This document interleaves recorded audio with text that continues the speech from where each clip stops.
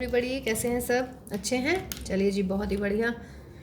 तो चलो बच्चों, आज हम आपका वेलकम कर रहे हैं सबका आज की क्लास में। और आज की क्लास है हमारी miscellaneous exercise on chapter number 6, that is application of derivative, है ना, क्लास 12th के लिए। ठीक, तो एक खुशखबरी के साथ आज हम क्लास शुरू कर रहे हैं। खुशखबरी ये है कि इस एक्सरसाइज के question number 1, question number 3 and question number 19 not to be done, ये आप लोगों को नहीं करने हैं, है ना, क्योंकि कुछ जो है मिसलेनियस में से हमारे कुछ टॉपिक्स हट गए हैं, तो उनमें से ये एक है। चलिए जी, 3 क्वेश्चन तो कम हुए हैं भाई, हैं 3 क्वेश्चन तो बहुत हो जाते हैं। तो चलो भाई, अब मैं स्टार्ट कर रही हूँ क्वेश्चन नंबर 2। तो क्वेश्चन नंबर 2 है बेटा कि show that the function given by f x is equal to log x upon x has a maximum value at x is equal to e. तो देखिए, बार बार मैं आपको बोलती हूँ बच्चों की जो मिसलेनियस एक्सरसाइज होती है ना, वो क्या होती है? मिसलेनियस एक्सरसाइज होती है हमारी पूरे चैप्टर का निचोड़, यानी कि पूरे चैप्टर का रिवीजन। ठीक, ओके, तो ये रिवीजन ही है एक्चुअली हमारा, सही है ना? तो बताइएगा, मैक्सिमम सोचिए जरा, मैक्सिमम हम कैसे निकालते हैं? मैक्सिमम और मिनिमम के लिए आप क्या करते हैं? पहले डेरिवेटिव निकालते हैं। एफ डैश एक्स को किसके इक्वल रखते हैं? 0 के इक्वल।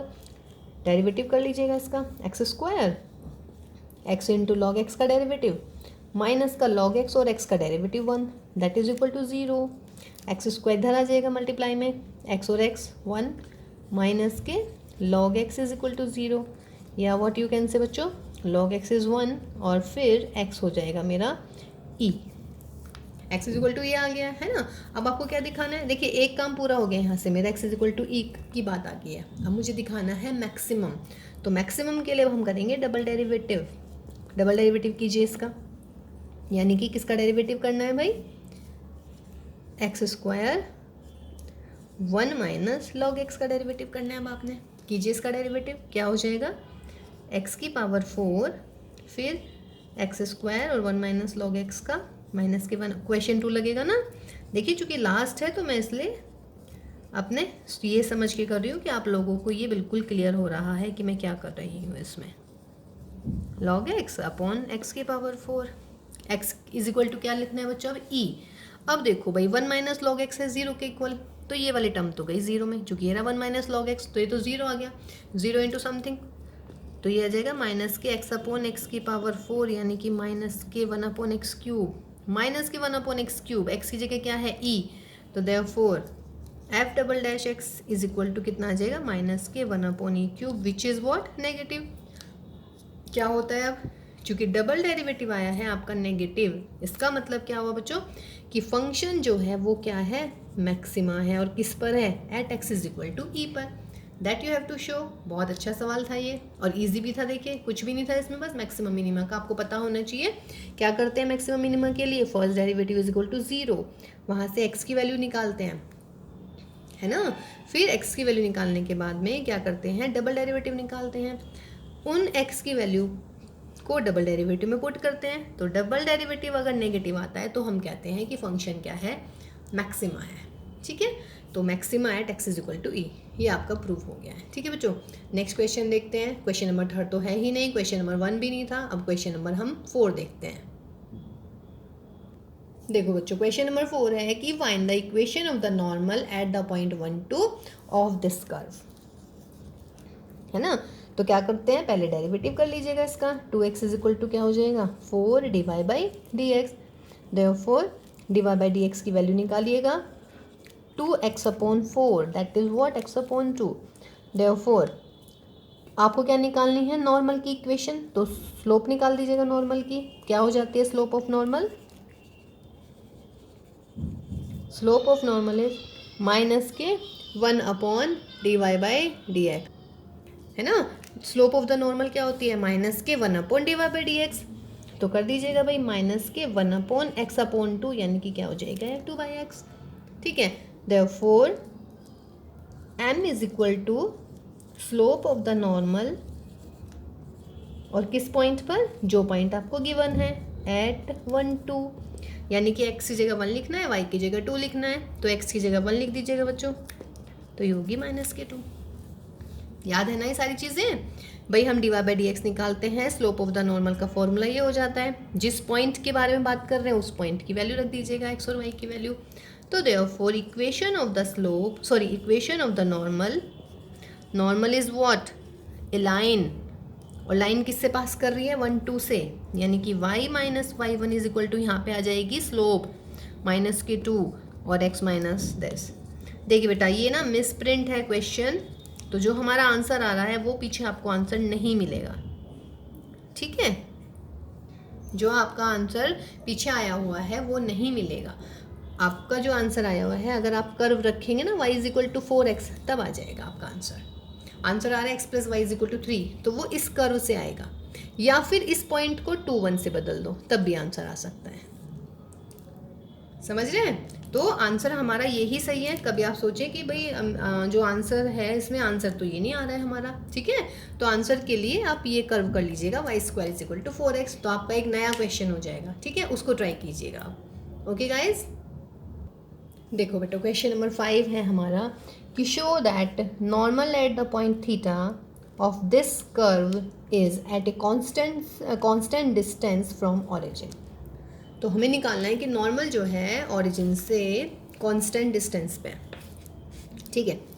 उसके लिए पहले हमें क्या निकालनी पड़ेगी, नॉर्मल, ठीक है ना। नॉर्मल निकालनी है हमें किस पॉइंट पर, एट थीटा। थीटा का मतलब ये वाला पॉइंट हो गया आपका, जहाँ पे x की वैल्यू ये लिखेंगे, y की वैल्यू ये लिखेंगे। तो पहले आपको क्या निकालनी होती है, आपको निकालनी होती है स्लोप ऑफ द नॉर्मल। तो स्लोप ऑफ द नॉर्मल के लिए क्या चाहिए बच्चों, dy बाई डी एक्स चाहिए मुझे। ये कौन सी फॉर्म है आपकी, dy बाई डी एक्स, ये है आपका कौन सी है, ये पैरामीट्रिक फॉर्म है ना। और पैरामीट्रिक में कैसे करते हैं बच्चों, dx बाई dt निकालिएगा, ओ सॉरी डी थीटा। तो जब आप dx बाई डी थीटा निकालेंगे तो क्या हो जाएगा, माइनस के a साइन थीटा प्लस, इसमें प्रोडक्ट टू लगाइएगा, a साइन थीटा प्लस का a थीटा और साइन थीटा का आ गया मेरा कॉस थीटा, इससे ये गया, तो यानी कि ये मिल गया मुझे a थीटा कॉस थीटा। फिर y का विद रेस्पेक्ट टू थीटा निकालते हैं, है ना। तो d y by d theta क्या हो जाएगा भाई, a साइन का क्या मिल गया मुझे, cos theta, minus a theta का 1 cos theta, minus a theta, और बच्चों कॉस थीटा का क्या हो जाएगा भाई, माइनस के साइन थीटा, ये गया इससे, ये हो जाएगा प्लस का a थीटा साइन थीटा। सही है। अब आप क्या करेंगे, therefore dy by d x is equal to dy by d theta upon d x by d theta. तो dy बाई डी थीटा कितना हो जाएगा, a थीटा साइन थीटा और a थीटा कॉस थीटा, ठीक है ना। तो ये हो गया मेरा बच्चों व्हाट, tan थीटा। अब निकालना क्या है मुझे निकालना है नॉर्मल। तो नॉर्मल का मतलब है कि नॉर्मल के लिए आपको करना है स्लोप निकालनी है आपको नॉर्मल की, जैसे हमने अभी पीछे वाले क्वेश्चन में किया है। तो slope of the normal will be what, minus के 1 upon d y by d x, यही होता है। तो माइनस के 1 upon d y by d x, यानी कि माइनस के 1 अपॉन टेन थीटा, यानी कि माइनस के cot theta, means cos theta upon sine theta. ये हमारी स्लोप निकल गई है नॉर्मल की, सही है ना। अब देखिए मेरे पास स्लोप आ गई है नॉर्मल की। अब मुझे क्या करना है, अब बहुत सिंपल, मुझे निकालनी है इक्वेशन ऑफ द नॉर्मल। देखिए मिसलेनियस के क्वेश्चन है, तो मिसलेनियस के क्वेश्चन ऐसे इजी तो नहीं मिलेंगे एकदम कि भाई बिल्कुल इजी दिख जाएंगे, है ना।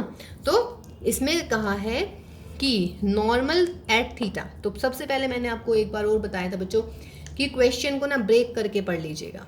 तो नॉर्मल एट थीटा यानी कि पहले आप इसकी इक्वेशन ऑफ द नॉर्मल निकालें, उसके बाद देखते हैं हम क्या करने वाले हैं। तो इक्वेशन ऑफ द नॉर्मल के लिए फॉर्मूला लगाइएगा अपना इक्वेशन ऑफ द नॉर्मल। तो मैंने स्लोप निकाल दी है इस पॉइंट पे थीटा पर। चलिए तो नॉर्मल निकालते हैं इक्वेशन, ठीक है, देखिएगा। तो देयरफॉर इक्वेशन ऑफ द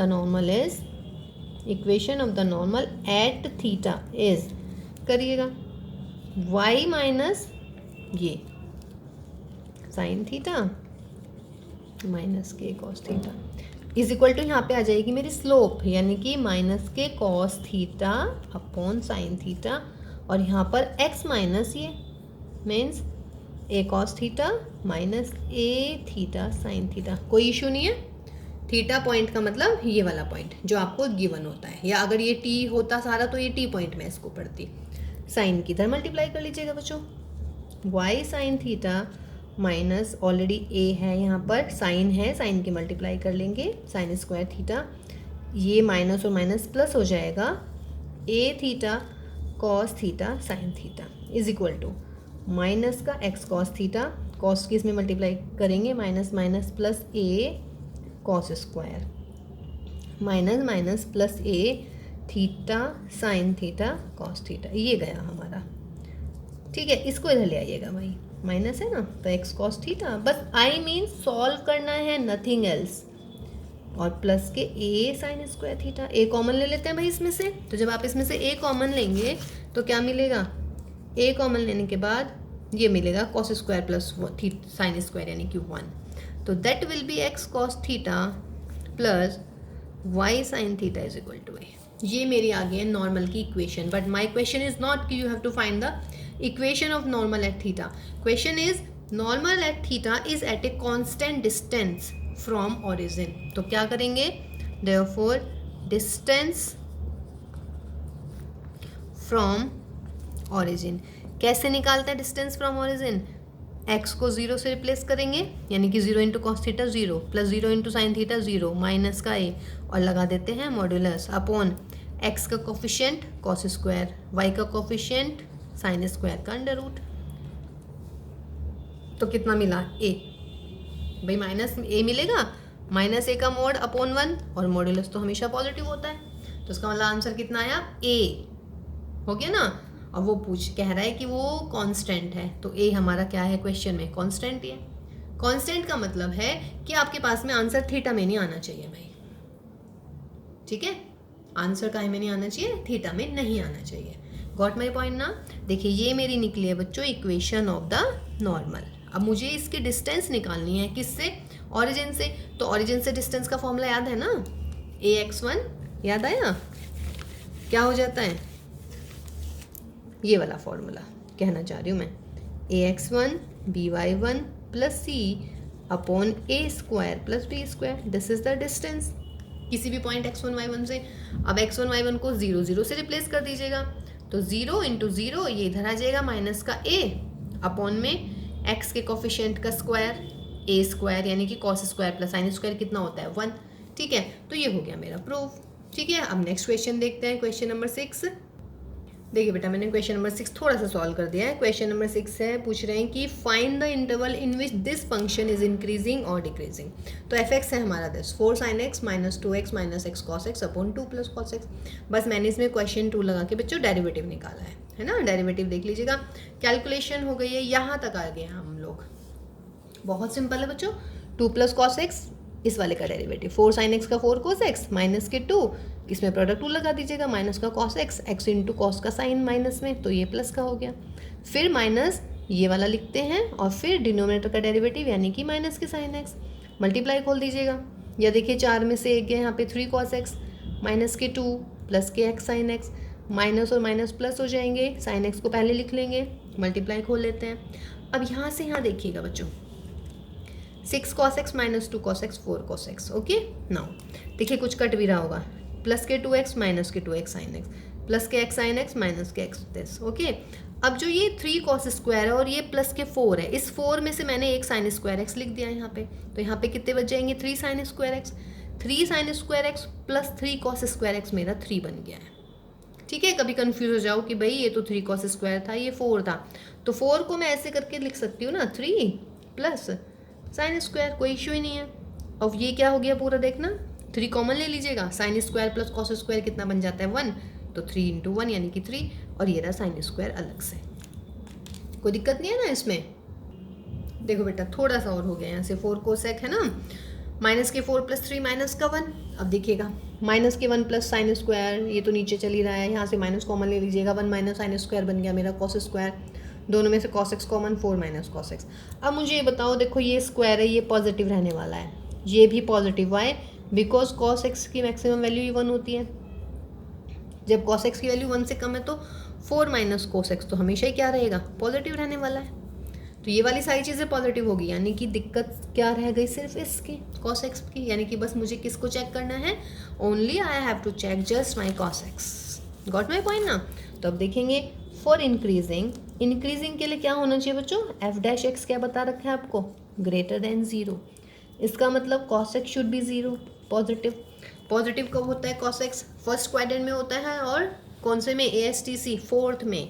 तो therefore x belongs to first quadrant यानी कि 0 से π/2, और दूसरा कौन सा हो जाएगा, union fourth quadrant. Fourth quadrant क्या होता है, 3π/2 से 2π।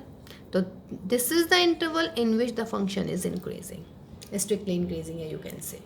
ओके, फिर हम कह रहे हैं फॉर डिक्रीजिंग। तो डिक्रीजिंग के लिए क्या होना चाहिए बच्चों, एफ डैश एक्स क्या होना चाहिए, नेगेटिव। नेगेटिव इसका मतलब क्या हुआ भाई, cos x negative. Cos x negative कब होता है, एक तो सेकेंड को देखिए, ASTC all positive cos positive, यानी कि 0 से 90 और फिर ये 270 से 360, ये हो गया मेरा। और ये यहाँ से लेके यहाँ तक का है, तो π/2 से 3π/2, तो कर दीजिएगा π/2 से 3π/2। This is my answer. एक ही सर्कल के लिए लेंगे, वैसे इसे मेंशन करना चाहिए था कि हमारे पास में इंटरवल क्या है ना, क्योंकि आगे भी फिर वैल्यू इसके बाद बढ़ती चली जाती है, जैसे 2π के बाद फिर +π, ऐसे ऐसे आते चले जाते हैं, ठीक है। लेकिन फिलहाल हम 0 से 2π के बारे में हम इसमें बात कर रहे हैं। ओके, तो ये हुआ मेरा क्वेश्चन नंबर 6। अब हम नेक्स्ट क्वेश्चन करने वाले हैं।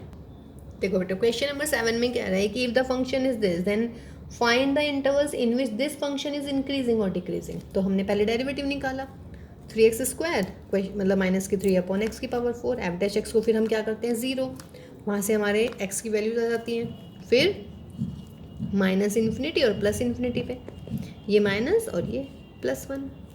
अब क्या करना है, -∞ से -1 के बीच में कोई वैल्यू ले लीजिएगा। मान लीजिएगा मैं ले रही हूँ -2, ठीक है।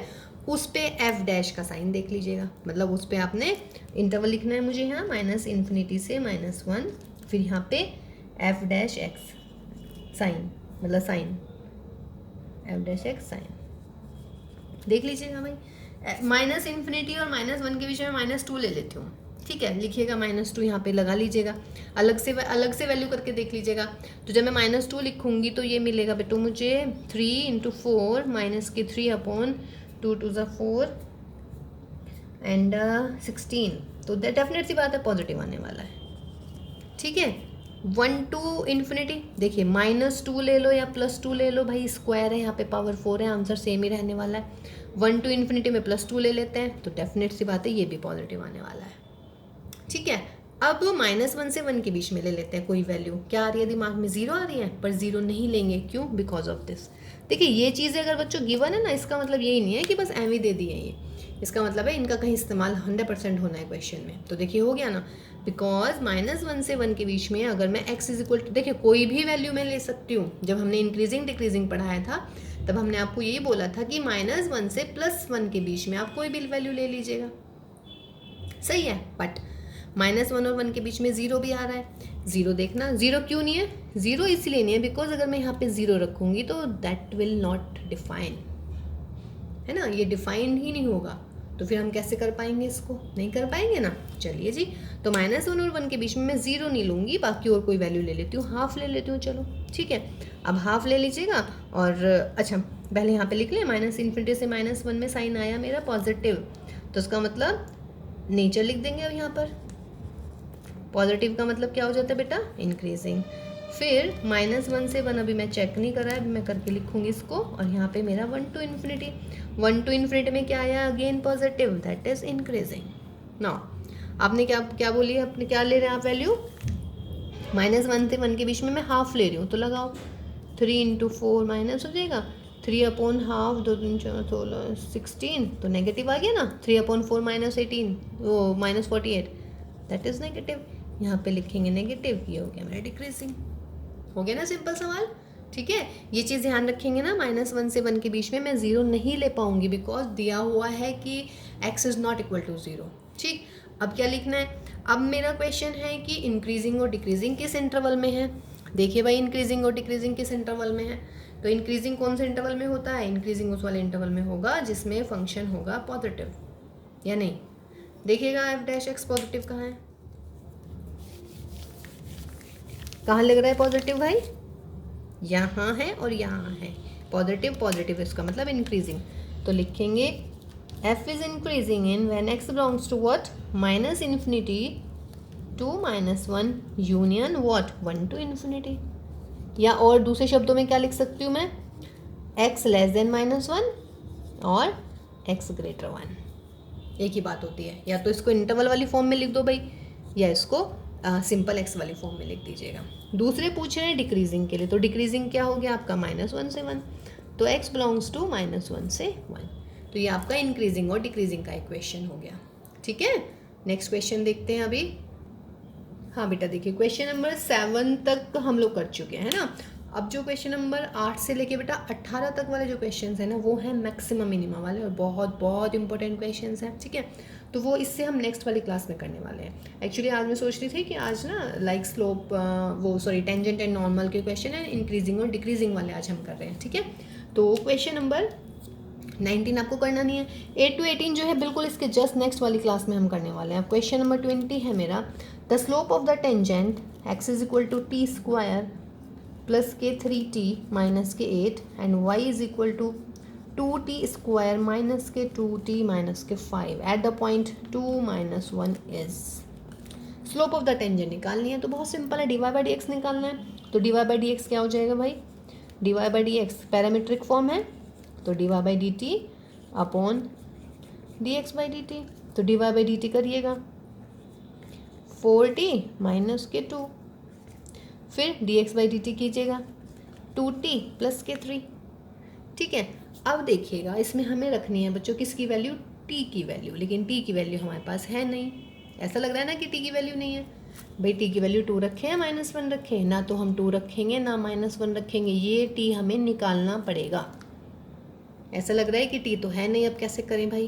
कोई बात नहीं, हर एक समस्या का समाधान है भाई, है ना, क्योंकि मैथ्स तो होता ही है problem solving. Okay, now what is this, इसको अगर हम कोऑर्डिनेट की उसमें पढ़ते हैं भाषा में, तो मैं क्या कहूँगी, this is my x, this is my y, और x क्या है एक्चुअली मेरे पास में, x है मेरा टी स्क्वायर प्लस के 3t माइनस 8। सही है, अब यहाँ से आप x की वैल्यू 2 रख दीजिएगा, तो 2 is equal to t square plus के 3t minus 8। Solve this, t square plus के 3t माइनस के 10 इज 0। यहाँ से बेटा वैल्यू आ जाएंगी t plus 5 and t minus 2 is 0, यानी कि t की वैल्यू आ गई, तो t 2 और एक आ गई माइनस के 5, 2 वैल्यू आ गई भाई। अब इसमें भी कन्फ्यूजन है कि भाई 2 तो हैं, 2 में से कौन सी ली जाएगी, उसका भी एक समाधान करते हैं। y की वैल्यू निकाल लेते हैं, y है मेरा 2t स्क्वायर माइनस के 2t माइनस 5, और y की वैल्यू कितनी रखनी है, माइनस के 1, 2t स्क्वायर माइनस के 2 माइनस 5। सॉल्व दिस, माइनस के 2t and that is minus के 4 इज 0, तो t स्क्वायर माइनस के t माइनस के 2 इज 0, फैक्टर्स कर लीजिएगा, t minus 2 and t plus 1 equal to 0, तो t की वैल्यू बेटा 2 और आ गई माइनस के 1। दोनों में कॉमन क्या दिख रहा है, t 2, तो उसका मतलब है फिलहाल t इज इक्वल टू 2 रखेंगे हैं। अच्छा, आधे बच्चे सोच रहे होंगे मैम ने इतना बड़ा बिना बात में कर दिया, t इक्वल टू 2 हम शुरू में रख देते।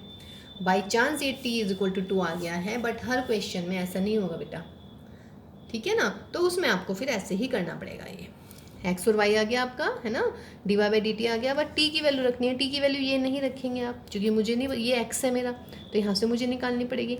अगर एक ही वैल्यू आती है तो बहुत अच्छी बात हो जाती है, लेकिन एक तो नहीं आ पाई है, तो हमने y की भी सॉल्व कर ली है।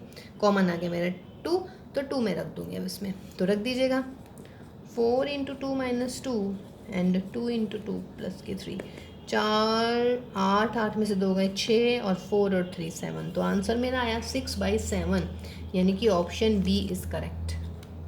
ठीक है, देखिए मल्टीपल चॉइस क्वेश्चन था, तो ऑप्शन बी इज़ करेक्ट। ठीक है, नाउ क्वेश्चन नंबर 21 देखते हैं। देखो बेटा, क्वेश्चन नंबर 21 में है कि if y is equal to mx plus 1 is the tangent of this curve then find the value of m, है ना। अगर ये इसकी टेंजेंट है तो m की वैल्यू निकालनी है, तो पहले इसके टेंजेंट के लिए कोशिश करते हैं। तो कर्व है हमारा, डेरिवेटिव निकाल लेते हैं इसका भाई, sorry 4y dy by d x is equal to 4, therefore dy by d x is equal to what, 2 upon y, therefore slope of the tangent निकालिए भाई। स्लोप ऑफ द टेंजेंट क्या हो जाएगी, स्लोप ऑफ द टेंजेंट क्या होती है हमारी, dy by d x, तो therefore dy by d x is equal to what, 2 upon y, है ना। बट यहाँ से स्लोप ऑफ द टेंजेंट क्या है, m है, तो उसका मतलब ये दोनों सेम होनी चाहिए। एक बात और, पॉइंट ले लीजिएगा कोई x1 y1 ले लेते हैं, हमेशा से ऐसे करते आए हम, तो क्या हो जाएगा therefore 2/y1 is equal to m, this implies y1 is equal to 2/m।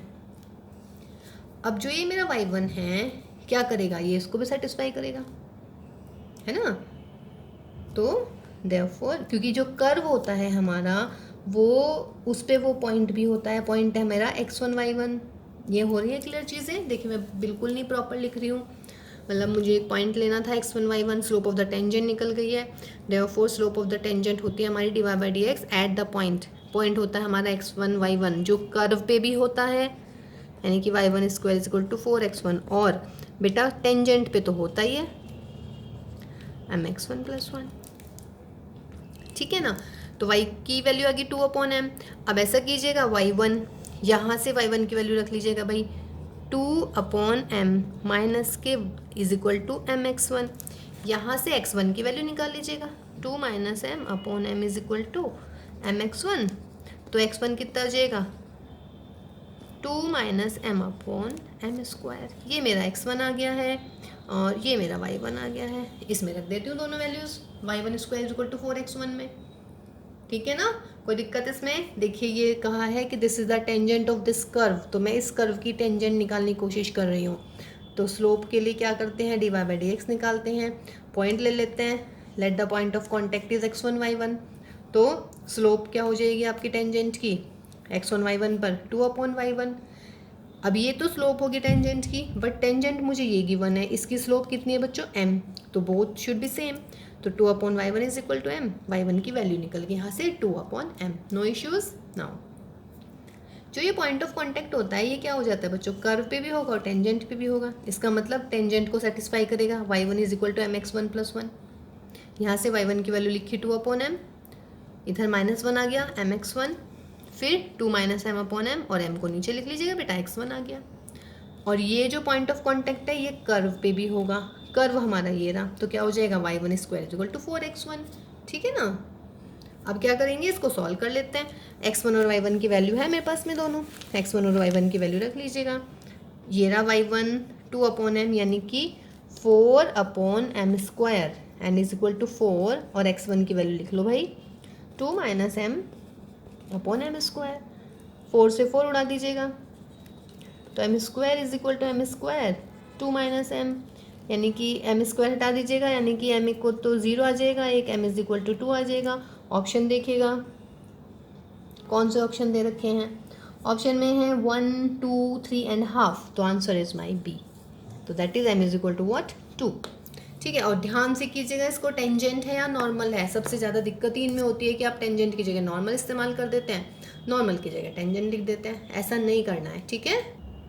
Question number 22 देखिए बेटा, क्वेश्चन नंबर 22 में है कि find the equation of the normal of this curve at this point, very much easy question. तो first of all derivative करते हैं इसका, 2 dy/dx + 2x, 3 का तो 0 हो जाएगा, 3 की जगह 3 नहीं लिखना है, गलती नहीं होनी चाहिए इसमें। dy/dx निकाल दीजिएगा, माइनस का x आ गया है। स्लोप ऑफ द नॉर्मल क्या होता है, -1/dy/dx eight the point 1 1 1 1 given है, तो -1/x यानी कि 1/x, और x की जगह 1 रख दीजिएगा। तो स्लोप ऑफ द नॉर्मल कितना आ गया बच्चों, 1 आ गया है। अब क्या करना है, अब हमें निकालनी है equation of the normal. Formula क्या होता है, y - y1 is equal to m into x - x1, solve this, y is equal to x, तो ऑप्शन इज बी। बी और डी ना इसमें मिस प्रिंट है, दोनों एक से दिए हुए हैं। बी में दिया हुआ है x - y 0, डी में भी यही है, तो डी को आप x + y = 0 कंसिडर कर लीजिएगा और आंसर लिख लीजिएगा आप अपना बी, ठीक है। तो क्वेश्चन नंबर 22 देखिए कितना इजी था। अब देखते हैं क्वेश्चन नंबर 23। अरे बेटा क्वेश्चन नंबर 21 है ना भाई, हमारा थोड़ा सा गलत हो गया है, वो मतलब आंसर ही गलत आ गया उसका। एक्चुअली क्वेश्चन था मेरा y = mx + 1 is the tangent of y² is equal to 4x, है ना। तो इसका डेरिवेटिव क्या होगा बेटा, 2y is equal to 4 dy/dx, oh sorry 2y, और इंटू में क्या आएगा मेरा, यहीं पे आ जाता मेरा dy/dx इज इक्वल टू 4, ठीक है ना। तो dy/dx कितना आ गया था बच्चों, मेरा dy/dx आ जाता था मेरा 2/y, ठीक है भाई। मुझे लगा कर्व मैंने चेंज कर दिया है ना, लेकिन कहने का मतलब मेरा ये है कि थोड़ी बहुत जैसे यहाँ पे dy/dx गलत वलत हो जाता है, तो थोड़ा सा आप ध्यान रख लीजिएगा उस चीज़ का, ठीक है। ठीक है, मुझे लगा कि मैंने ना कर्व मैं इसमें देख भी नहीं पाऊँगी पीछे ना रिवर्स करके, तो उसमें ये था कि शायद मुझे लगा कि जो उसकी स्लोप आनी चाहिए थी ना, स्लोप आनी चाहिए थी हमारी y1/2, y/2 आनी चाहिए थी स्लोप, लेकिन स्लोप ठीक है हमारी, है ना। कर्व हमारा है y² = 4x। ठीक है बेटा, ओके डन। मुझे लगा कि शायद थोड़ा सा चेंज हो गया, देख लीजिएगा एक बार आप फिर भी, ठीक है। तो भाई अब क्वेश्चन नंबर 23 देखते हैं। बेटा क्वेश्चन नंबर 23 देखिए हम कर चुके हैं, जिसमें मैं बोल रही थी आपको कि इसका आंसर आ रहा है कुछ x + y = 3 या -3 = 0, ऐसे कुछ करके आ रहा है। ये मिस प्रिंट है ना। इसमें ना अगर आप y² = 4x करोगे तो आपका आंसर आएगा, या फिर 1 2 की जगह 0.21 करेंगे तब आपका आंसर आएगा। ठीक है, तो ये हम पहले कर चुके हैं, बिल्कुल सेम क्वेश्चन, तो उसे आप देख लीजिएगा। नाउ क्वेश्चन नंबर 24, बहुत बढ़िया सवाल है ये। क्वेश्चन नंबर 24 में बोल रहे हैं ये कि 9y², the point on this curve where the normal make equal intercept. मतलब जब इसकी नॉर्मल इक्वल इंटरसेप्ट कर रही है तो वो वाले पॉइंट फाइंड आउट करने हैं। ठीक है, नॉर्मल, तो नॉर्मल की बात चल रही है, तो पहले हम इसका डेरिवेटिव निकाल देंगे। तो ये हो जाएगा भाई कितना, 9 × 2y, यहाँ पर मुझे मिलेगा dy/dx = 3x²। तो therefore dy/dx = 3x² / 18y, that is dy/dx = काट पीट दीजिएगा इसको, x² / 6y। अब क्या करना होता है भाई, अब हमें निकालनी होती है स्लोप, तो निकाल दीजिएगा। Slope of the normal eight point ले लीजिएगा, कुछ भी x1 y1 ले लेते हैं, तो क्या हो जाएगी -1/dy/dx, यानी कि x1², और ये 6y1 ऊपर पहुंच गया, तो -6y1/x1²। अब क्या करना है भाई, अब आप निकालें, ये क्या होगी इसकी, ये तो हमारी स्लोप हो गई है। ठीक है, नाउ अब क्वेश्चन में क्या कह रहे हैं, क्वेश्चन में कह रहे हैं कि इक्वल इंटरसेप्ट है। नॉर्मल क्या कर रही है, इक्वल इंटरसेप्ट कर रही है। इक्वल इंटरसेप्ट का मतलब बेटा, अगर मैं डायग्राम बनाना चाहूँ तो ये मान लीजिएगा मेरी नॉर्मल है, तो इक्वल इंटरसेप्ट मीन्स ये और ये बिल्कुल सेम। ये और ये बिल्कुल सेम कब आते हैं, अगर याद हो तो, जब ये 45 डिग्री हो, सॉरी, या 135 डिग्री हो, इसके अलावा और कोई केस नहीं आता है। 45 डिग्री या फिर 135 डिग्री, तो 45 degree 135 degree means slope of the normal क्या होनी चाहिए, बिकॉज इक्वल इंटरसेप्ट है। ये आपकी 10th वाली बात है, इक्वल इंटरसेप्ट, सॉरी 11th वाली। इक्वल इंटरसेप्ट इसका मतलब क्या हुआ, slope should be what, that should be +-1, तो कर दीजिएगा +-1। तो देयरफॉर -6y1x1² इज +-1।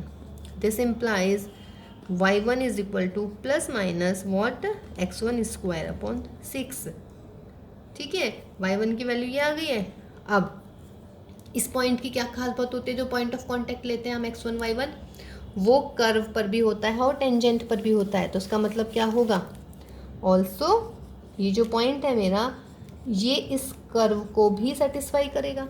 लो भैया, y1 ये रहा और y1 ये रहा, तो सॉल्व दिस। 9 × y1 की वैल्यू लिखिएगा, तो x1 की power 4 36 is equal to x1³, 9 4 ज़ा, तो ये हो जाएगा मेरा x1 4 is equal to 4x1³।